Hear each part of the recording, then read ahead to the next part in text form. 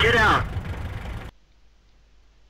Hello tankers and tankettes, and welcome to my first 090 replay. It's patch 9.0 and I've picked this game that I had the other day, which is Dickermax Prokhorovka, and Prokhorovka is unchanged, but there is a lot that is changed, and you might immediately notice that the tanks look a bit different in terms of how their surfaces look, basically, and that's the main effect of the shaders. An effect for me also has been that I can now basically record at higher quality settings, which is nice. That hasn't been the case for everyone, unfortunately. Some people have had FPS drops, basically, and it is kind of variable from map to map what my actual FPS is. But for you guys and gals, it's good because, like I said, the quality levels have gone up. The only thing is that's slightly odd is that I've had to enable vertical synchronization for the first time ever, because I was getting a lot of screen tearing otherwise. But yeah, that hasn't had too big an impact on the frame rate, so it's still it's acceptable and it looks a bit better. So we're top tier. I'm top tier. The Dickermax is one of the German premium tank destroyers, and it's pretty nice. It's pretty much got the same characteristics as a lot of the Waffenträgers have got. Very good gun depression, it's got very little armour, but it's got an exceptional view range. And the gun is alright on this. I can't even remember what calibre the gun is, let's have a quick look. It's, if it'll stop stealing the cursor, 105mm gun with just about 170 penetration and a decent amount of damage. So it's alright. It's a 105mm gun, but it's not horribly overpowered. The most overpowered thing about this is the view range, 400 base view range, and I've got optics on this as well. I was using binoculars for a while, but I decided that optics were the safer choice. It's a bit less spotting power, but on the other hand, optics are always active, so I'm not having to sit still in a given spot and potentially be shot at in the time that it takes for my optics to come up, or sixth sense to ping off. So this is looking fairly static so far. There's a fair few tanks on this flank. I felt this was the best place for me. There's the T-3485, and that shot missed. I did have a kind of a shot on him earlier, but by the time I'd turned my tank and the reticle had settled, it didn't matter. He was somewhere I couldn't shoot him. There's a Hetzer down there as well that we know of, but he's just below the horizon. You'll notice when you're scoped in as well, I'll actually just, if I can, enable optics effect in sniper mode. I haven't had this turned on, but there you go, there's a kind of a greenish tint. And if you've got a tank that is using coated optics, you get this greenish tint every time you go in. Now I'm going to fire at that guy. He disappears just as I fire, and my shell, I don't quite know where it goes, but it misses him. We'll turn optics off though, because I actually don't really like that effect. Although there is still a noticeable difference when you're looking through your sniper scope that's meant to mimic the effect of looking through glass. It just doesn't have the green tint. There is also, one of the features they introduced was, now was it this patch? I can't even remember. But you can basically have kind of different tints to the how your game looks as you're playing it, basically. But again, I'm just using the default setting. So that's a Chernu that's managed to go down the 5 line. That whole side of the tracks is actually looking pretty bad now. 2-6. This is not a good situation. We're actually we're losing too many tanks here. There is still a Hellcat and a KV-1S over on the other side of the tracks, but they're on the little island, so they're probably fairly safely encamped, but you know, the enemy does have artillery. This Chernukai, if he spots our artillery, that's pretty bad. So we're basically 2 pockets of resistance, and it's not like they've got a totally easy time of it here, but based on numbers they do have the advantage. We've slightly levelled it off though. Unfortunately, our AMX 13AM has managed to get a -1, so I don't quite know how he managed that, but sometimes with artillery it's tricky. You take the shot, because if you don't take the shot, the person that's close to an enemy, you know, if you've got a friendly face-hugging an enemy tank and it looks like he's about to die anyway, sometimes you take the risk and you take the shot because you might save your friendly tank. Sometimes that horribly backfires because you kill your friendly tank instead, but sometimes it's just you take an unnecessary shot and kill a friendly, and that's kind of bad arty play. It's not always easy to know when the right time is, basically, but in that case, yeah, it's hard to tell because I couldn't see. So our KV2 is down, which is bad. He fired and got spotted, and that's kind of a weird shot. Yeah, I think that probably literally just missed the SU. He takes a hit, and I stay scoped in this time. I look a bit more carefully, and I get the last 7, and I don't... It is a bad habit sometimes, and I think it's because when I'm feeling the pressure, and I was at this point feeling the pressure, because I'm in a very weakly armoured tank. I've got good view range, but they've still got a KV-1S left. Artillery could nail me. So, yeah, I was feeling the pressure, and I definitely... that bad habit surfaces a lot more when I am feeling the pressure. So, the other two are pressing up on the other side. I'm pretty sure at this point that the KV-1S and the Toaster, the flak bus, are on my flank. So if the KV-1S and the Hellcat can go and nail their artillery, that considerably simplifies things, although it does depend where their artillery is exactly.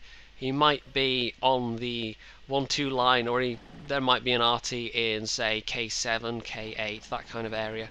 It just depends. But that is that's our ace in the hole at the moment, that the KV-1S and Hellcat can come from the other flank. Myself and the Stug are just kind of watching this flank. I'm kind of out of position at the moment because the Stug's he's well in cover, it looks like, and he's not in an obvious spot, but I've got way better view range than he does, so I kind of need to be in a position where I can spot.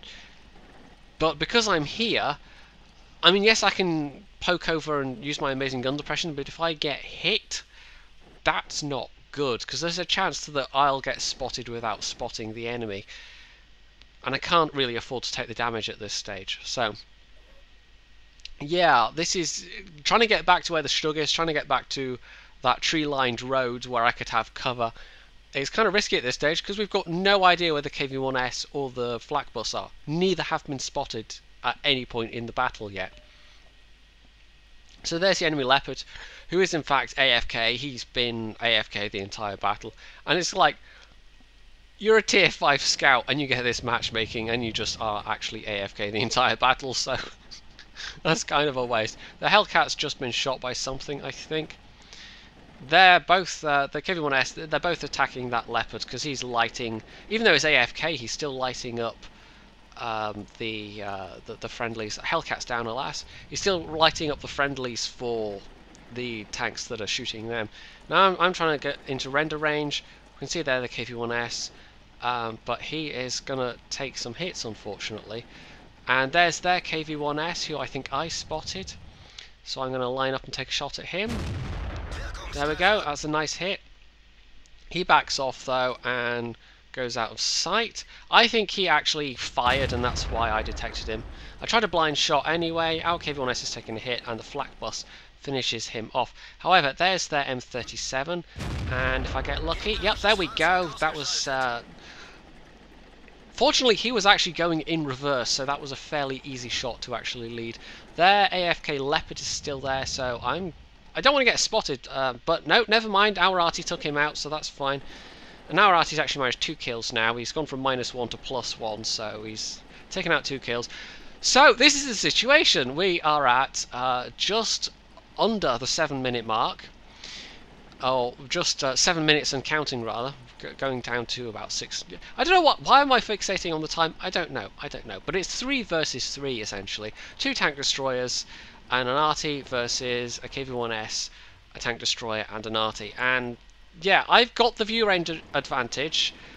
No kind of armor advantage. So view range, it's going to have to be. I am going to have to make this count. I'm going to have to be circumspect. A nice thing about the Dicamax is it's actually reasonably mobile as well. It's not the fastest tank destroyer ever, but it's okay. Now this is going to require some teamwork even, if this is going to work. Fortunately, the Stug, if they're not an English-speaking native, at least, or you know, if they don't natively speak English, they at least have sufficient knowledge of English as a second language that we can communicate. And our KV-1S is still watching as well. He wants to see how this goes, because this is the this is such a tense situation, this kind of... oh, so I've been spotted, but I managed to take a shot. He takes a shot and also misses. That was kind of a hastily aimed shot because I knew I'd been spotted, and I don't know... I think it was the enemy flak bus that spotted me, because the KV-1S doesn't have a fantastic view range. I don't actually know what the flak bus's view range is, but it's an open-topped vehicle, so it's going to be fairly good. I'll look it up afterwards. I'm sure it'll be an on-screen thing. Repositioning, their artillery fired and missed, but I'm going to reposition so I can pop up from a different place. So if they're pre-aimed where I was, they will have to basically turn their aim, well, you know, they'll have to readjust their aim, and actually that costs them valuable seconds, whilst I might be able to get a shot off, for instance. So I had a peek, there was nothing there, but I didn't get spotted, so they've fallen back a bit. Our Stug at this point says, okay, I'm going to press forward, and because we're at two different angles, if he presses forward, I can potentially put in fire from the side. But it's a little bit risky because they might be just below the horizon. Now, just off to the left there, just in my peripheral vision, there's a tree that went over. Don't know what that was exactly, but that tells me... there we go, that was the KV-1S, he's on the move. That's fantastic news because he's potentially a one-shot kill, and I get him. He's down. Okay, that's the biggest threat gone, but artillery is still a threat. So this isn't one yet, but that definitely tips the odds in our balance majorly. The Stug just goes for it at this point because there's a fair odd chance. And oh, that's so unlucky. The artillery, that must have been, I don't know if it was a snapshot exactly, but he won't have had long to aim. Anyway, I know artillery's fired though, so I'm just going to go for it and hope I don't take a shot from the flak bus. As you can see, I've got HE shell loaded, but then I kind of changed my mind, and I'm going to waste some time here. It's kind of unfortunate, but I've got the HE shell loaded now, and then I switched to AP, and that costs me some valuable seconds, especially as I do it in the process of peeking out. Now, our artillery is still alive, which is fine, that's also useful. This is just a case of staying alive and taking out those guys. So there's a flak bus, and I spot him just as I've switched to AP, so then I switch back to HE. Wow, that decisiveness. I could have nailed this guy right away, but he blips off the radar. Our artillery is, well, must have been aiming at that spot, or he's adjusting, because our arty fires, splashes the guy for a tiny amount of damage. I take a hit, but my HE shell goes true, and I nail the guy, and I back off. Now I think that was their artillery trying to fire at me, and it misses horribly. I'm back to the AP now, because yeah, it's a tier 6 arty. I probably could have nailed it with an HE, but there's no reason not to use AP in this kind of situation. There he is, he's turning, but I managed to nail him, and there we go! Match carried! GG! Now, I didn't have my usual mods for that, so we don't know what the damage is. We know how many kills I've done. I've done 5 kills, but actually, considering I had 5 kills, considering how the match ended, I kill secured so hard. I did so little damage.